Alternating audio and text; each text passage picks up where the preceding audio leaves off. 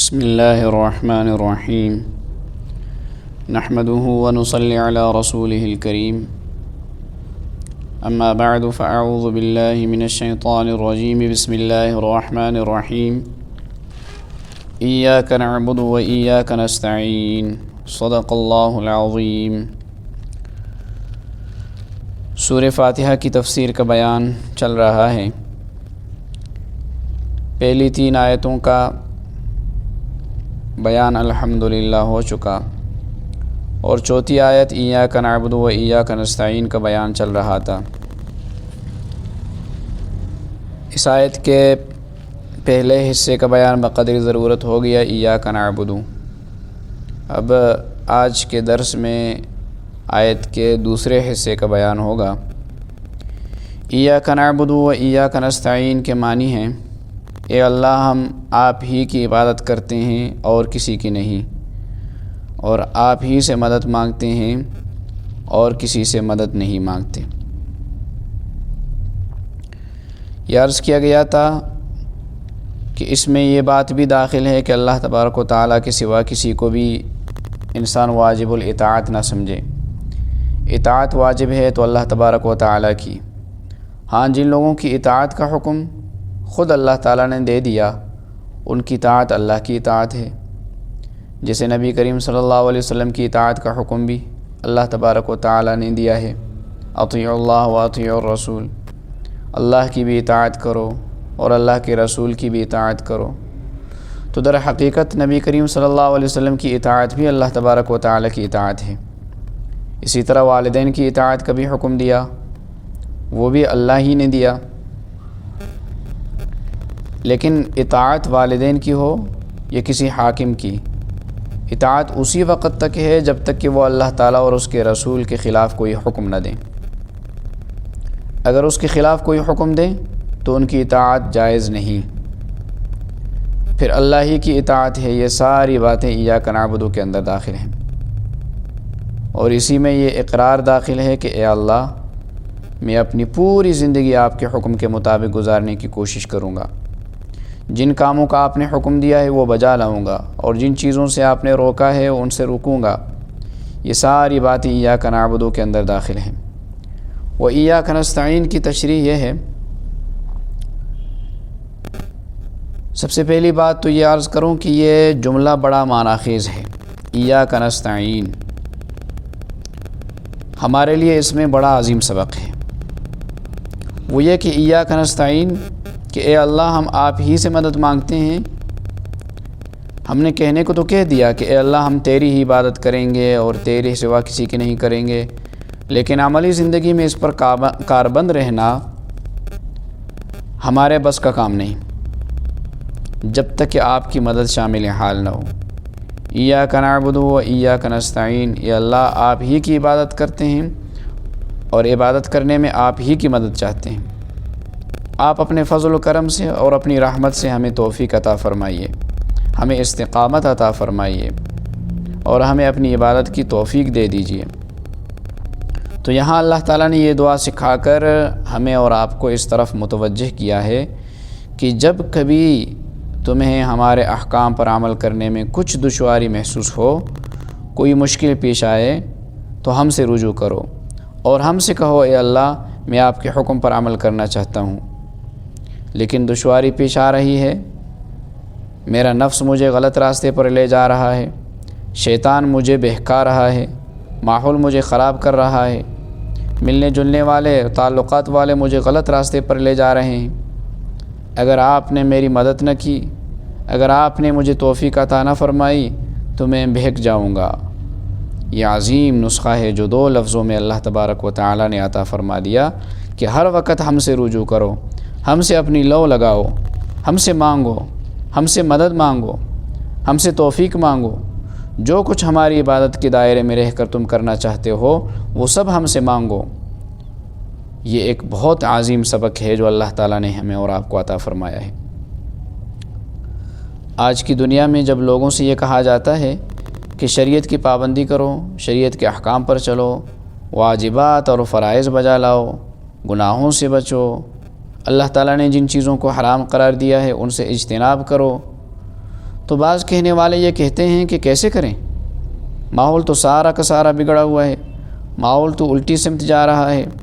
باہر نکلو تو نگاہوں کو پناہ نہیں ملتی، دفتروں میں جاؤ تو رشوت کا بازار گرم ہے، کسی مجمع میں جاؤ تو وہاں عورتوں اور مردوں کا ایسا اختلاط ہے کہ نگاہوں کو پناہ ملنا مشکل ہے، سارا معاشرہ الٹی سمت جا رہا ہے۔ کوئی ایک آدمی اگر سارے معاشرے سے ہٹ کر کام کرنا چاہے تو نکو بنا دیا جاتا ہے، رشوت کا بازار گرم ہے۔ کوئی شخص یہ چاہے کہ میں رشوت نہ دوں یا رشوت نہ لوں تو چلو ٹھیک ہے، نہ دوں تو کام نہیں بنتا، لوگ مجبور ہو جاتے ہیں۔ سود کو شیر مادر سمجھا ہوا ہے، پورا بازار سود کے کاروبار سے بھرا ہوا ہے، ناجائز معاملات دن رات ہو رہے ہیں، حلال اور حرام کی فکر نہیں ہے، ماحول پورا غلط سمت میں جا رہا ہے۔ میں تنہا اکیلا اس ماحول میں کیا کروں، کیسے چلوں، شریعت کے احکام پر کیسے عمل کروں؟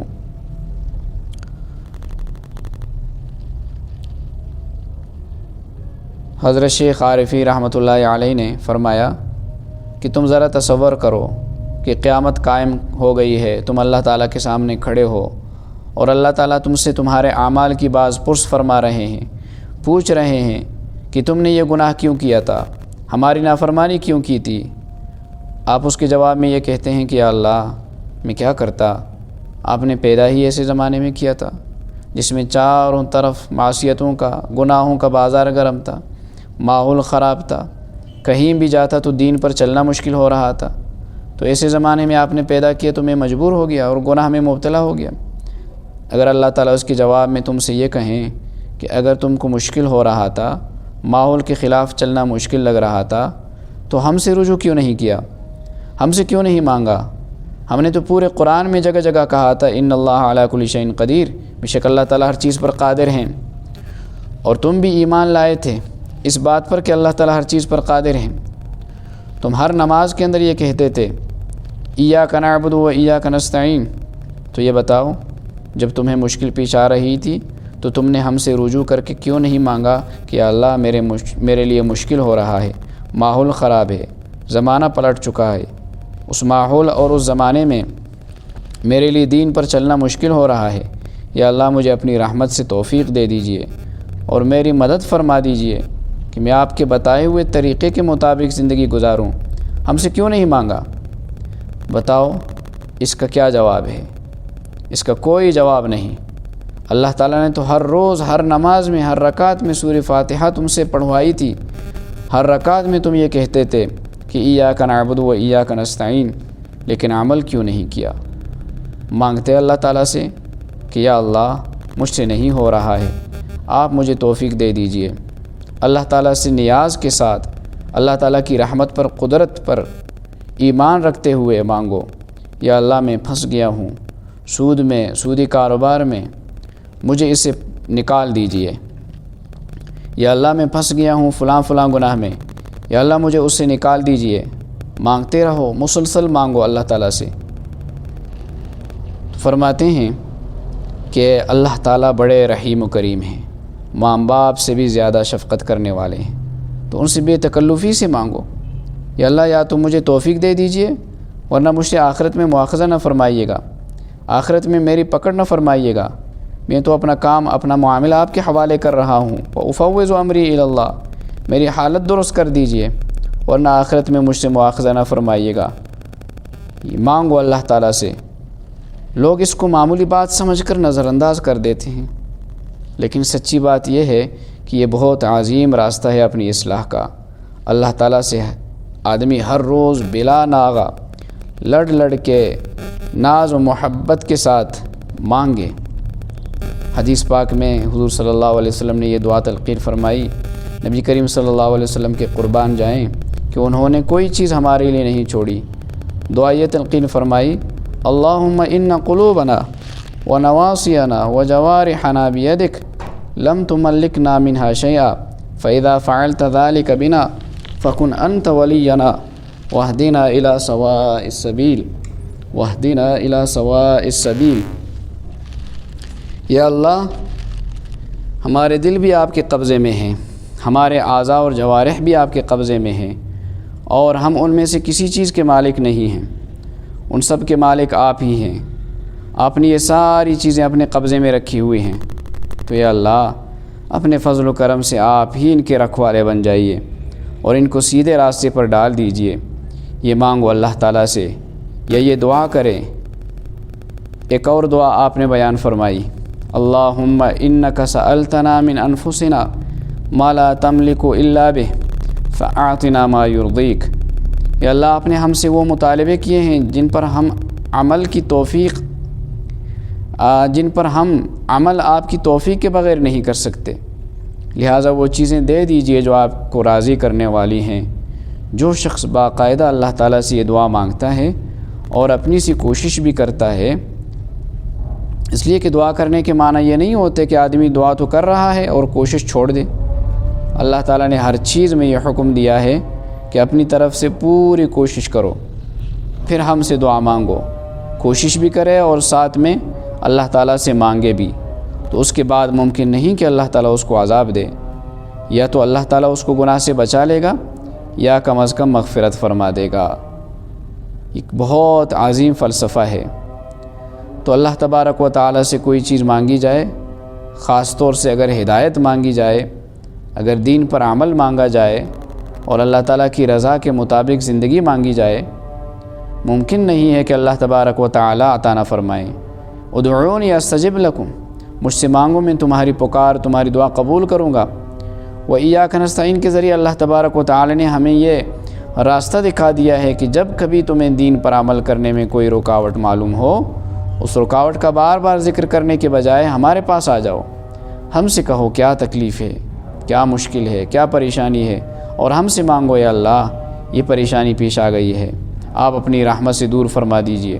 یہ معنی ہے ایاک نستعین کے، یا اللہ ہم آپ ہی کی عبادت کرتے ہیں اور آپ ہی سے مدد چاہتے ہیں۔ کر کے تو دیکھو، آج ہو یہ رہا ہے پورے معاشرے میں